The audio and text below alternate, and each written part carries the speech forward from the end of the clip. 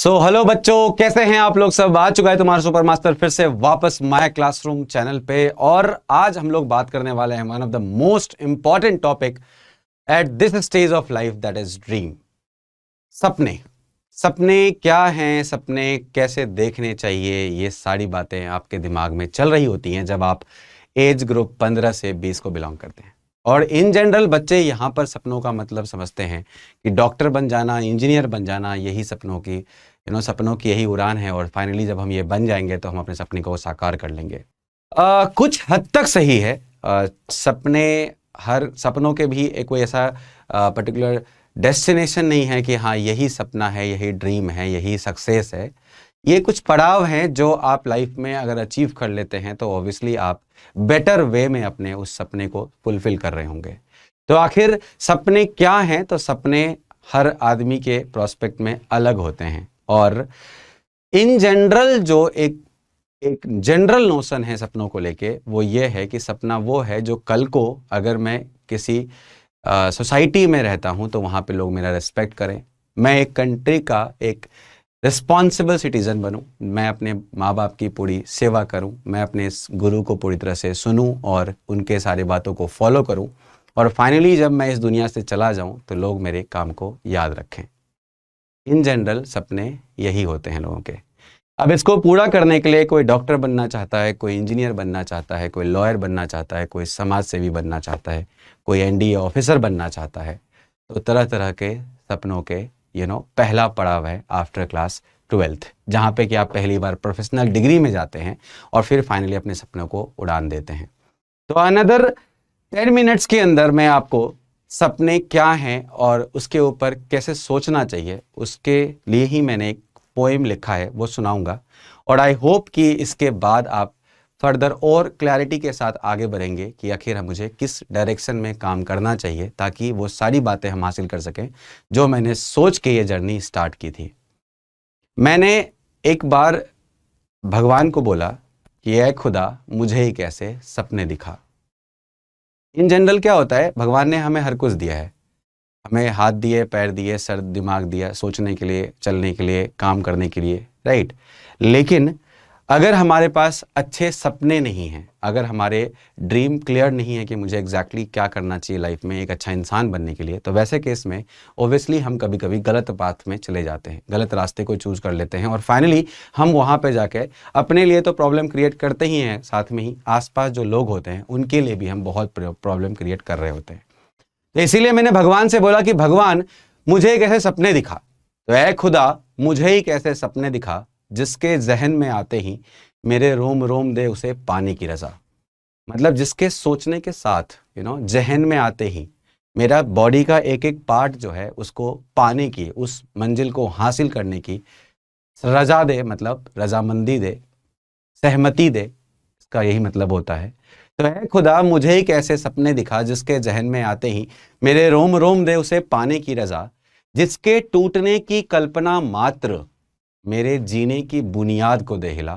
ऐ खुदा, मुझे ही कैसे सपने दिखा। मतलब उस सपने के साथ अपने आप को ऐसे जोड़ लेना है कि अगर वो सपना है तो ही मेरा एग्जिस्टेंस है, अगर वो सपना साकार होता है तो ही मेरे इस पृथ्वी पे रहने का एकमात्र जो एक हर आदमी का अपना एक लाइफ में गोल होता है, हर आदमी की अपनी एक अस्तित्व होती है। तो अगर वो सपना मेरे साथ है तो ही मेरे अस्तित्व है। ये चीज़ अगर आपने जिस दिन अपने पर्सनालिटी के साथ जोड़ लिया तो उस दिन के बाद से फिर आप कभी पीछे मुड़ के नहीं देखेंगे। तो इसीलिए आगे लिखा उसमें कि ऐसे राह तय कर उसे पाने की, जिसमें तप हो तो ताज हो। मतलब भगवान ऐसा नहीं है कि मुझे बिल्कुल आसान सा रास्ता दे देना, अगर आसान रास्ता दे दोगे तो मैं लाइफ में बहुत कुछ नहीं सीख पाऊंगा। महान बनने की सोच रहे हैं तो ऑब्वियसली प्रॉब्लम्स तो झेलने पड़ेंगे। तो वैसे केस में मुझे ऐसा रास्ता देना जहाँ पे तप हो, तपस्या हो, मुझे बहुत कुछ सीखने का मौका मिले, हर तरह की सिचुएशन झेलने का शक्ति दे मुझे।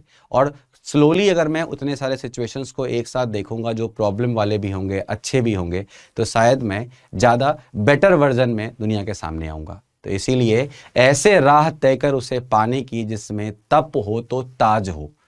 मतलब भगवान, मैं मेहनत कर रहा हूँ, तपस्या करूँगा, इसमें कोई शक नहीं है, लेकिन ताज भी होना चाहिए। मतलब आपका वहाँ पर मुझे सपोर्ट चाहिए होगा, जो in terms of luck, yes आपने किया है तो यस भगवान आपको रिवॉर्ड कर रहे हैं। तो ऐसे राह तय कर उसे पाने की जिसमें तप हो तो ताज हो, हार हर पल दिखे पर जीत का अटल विश्वास हो। मतलब ऐसा नहीं बोल रहा कि मैं हमेशा चाहता हूं कि हाँ हर कदम पे मुझे जीत ही मिले, मुझे पता है हार भी मिलेंगी, एक्सेप्टेड है, मुझे हर कदम पे भी हार एक्सेप्टेड है। तो इसीलिए ऐसे राह तय कर उसे पाने की जिसमें तप हो तो ताज हो, हार हर पल दिखे पर जीत का अटल विश्वास हो। इतना कॉन्फिडेंस होना चाहिए मेरे मेहनत के ऊपर मुझे कि मुझे अपने जीत का पूरा भरोसा हो।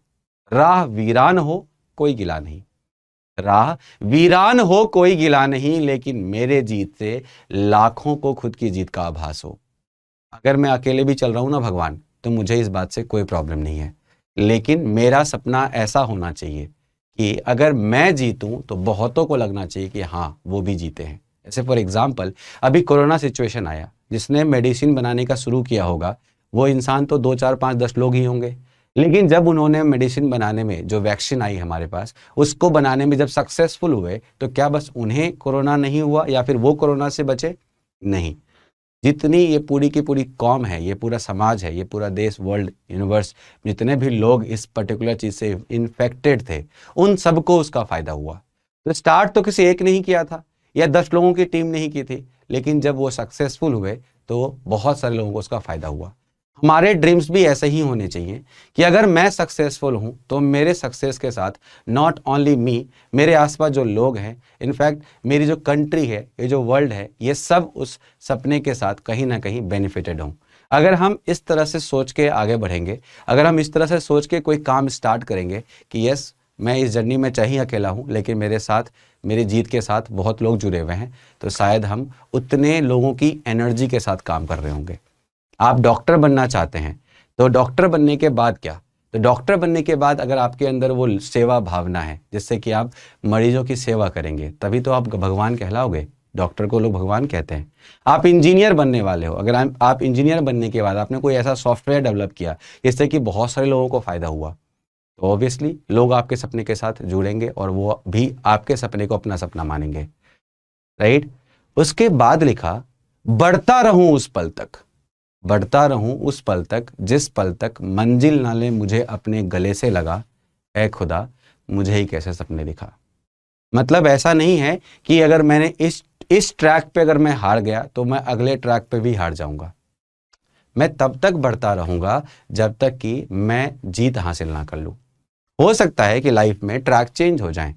आज आप पर्टिकुलरली 11-12 के बाद आईआईटी की तैयारी कर रहे हो, आप सक्सेसफुल होंगे, हो सकता है आप कॉलेज पहुंच जाएं, हो सकता है 2 नंबर से रह जाए, ये भी पॉसिबिलिटीज हैं।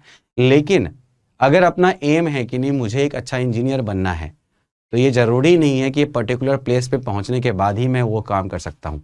मुझे एक अच्छी टेक्नोलॉजी डेवलप करनी है, तो जरूरी नहीं है कि मैं एक पर्टिकुलर जगह पे पहुंचूंगा तभी वो टेक्नोलॉजी में डेवलप कर सकता हूँ।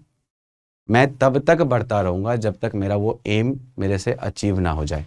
और ट्रैक चेंज हो जाएंगे, शूज चेंज हो जाएंगे, आसपास के लोग चेंज हो जाएंगे, लेकिन आपकी आइडेंटिटी जो है एज अ धावक, दौड़ने वाली जो आइडेंटिटी है एज ए एथलीट, वो चेंज नहीं होगी। वहां भी आप दौड़ रहे होंगे, भले ही ट्रैक आपका अलग होगा। तो वैसे केस में बच्चों हमेशा याद रखना कि race not over until I win. तो इसीलिए इसका लास्ट लाइन था कि बढ़ता रहूं उस पल तक जिस पल तक मंजिल ना ले मुझे अपने गले से लगा, ऐ खुदा मुझे ही कैसे सपने दिखा। तो भगवान से इसी सपने की कामना कीजिए और मन से पढ़ाई कीजिए, होलिस्टिकली काम कीजिए। आप एकदम एक पृष्ठ की तरह बिहेव कीजिए। आपके बुक्स जो है वो ग्रंथ की तरह हैं, आपके टीचर्स, आपके माँ बाप जो हैं वो भगवान की तरह हैं। अगर आप इस तरह से इस नोशन के साथ आगे बढ़ेंगे तो आप इस स्टेज में जो चीज़ें आपको एक्सप्लॉइट कर सकती हैं उन चीज़ों से आप बचे रहेंगे, क्योंकि आपको पता है आज जो जिस स्टेज में आप हैं, जिस एज में आप हैं, ये सबसे ज़्यादा वनरेबल एज है। यहाँ पर बच्चे बहुत जल्दी एक्सप्लॉइट हो सकते हैं just because of you have a lot of energy. आसपास के लोग आपके ऐसे हैं जो बहुत ज़्यादा समझदार नहीं हैं, आपके फ्रेंड्स, राइट, जो आपसे इंटरेक्ट कर रहे हैं। तो हो सकता है कुछ ऐसे रास्ते भी आप चूज़ कर लें जहाँ जाने के बाद आपको फ्यूचर में पछताना पड़े।